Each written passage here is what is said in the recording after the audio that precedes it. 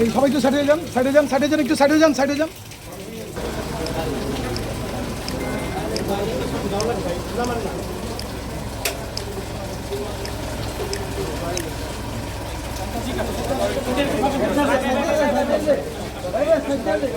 দেখুন, অতীতের সাথে বর্তমানের পার্থক্য এখানে যে অতীতে জনগণের ভোটে ক্ষমতায়িত জনগণের সরকার ছিল না। আজকের যে সরকার সেটা জনগণের ভোটে নির্বাচিত, এটা অবাধ, সুষ্ঠু এবং গ্রহণযোগ্য নির্বাচনের প্রক্রিয়ার মাধ্যমে, যেখানে জনগণের মাধ্যমে স্বচ্ছতা নিশ্চিত হচ্ছে, জবাবদিহিতা নিশ্চিত হচ্ছে। যেহেতু জনগণের পাশে থাকি, জনগণের সাথে থাকি, জনগণকে পাশে নিয়ে ইনশাল্লাহ আমরা ঈদুল আজহাতেও সুন্দরভাবে শ্রমবান্ধব নীতিমালার মাধ্যমে সব শ্রমিকদের জন্য বেতন বোনাস সুনিশ্চিত করবো ইনশাল্লাহ।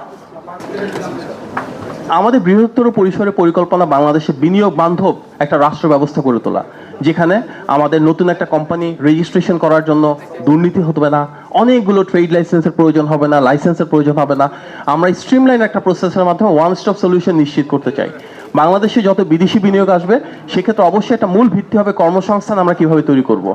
আমাদের বিভিন্ন ক্ষেত্রে রাষ্ট্র পরিচালনা যেমন প্রযোজ্য, একই সাথে শিল্প এবং ব্যবসা বাণিজ্যের সাথে জড়িত প্রতিটি ক্ষেত্রে কিভাবে আমরা আরও স্বচ্ছতা নিশ্চিত করতে পারি, কিভাবে ব্যবসার ক্ষেত্রে ট্যাক্সের ক্ষেত্রে সুযোগ সুবিধা বাড়াতে পারি, সেগুলো নিয়ে কাজ করছি। আমাদের মূল উদ্দেশ্য হবে প্রাতিষ্ঠানিক পর্যায়ে গার্মেন্টস সেক্টর এবং অপ্রাতিষ্ঠানিক পর্যায়ে এর সাথে রিলেটেড যে ইনফর্মাল ইকোনমি রয়েছে সেখানেও কিভাবে আমরা আমাদের পলিসি ইন্টারভেনশনের মাধ্যমে আরও বেশি স্বচ্ছতা, জবাবদিহিতা নিশ্চিত করতে পারি। ধন্যবাদ।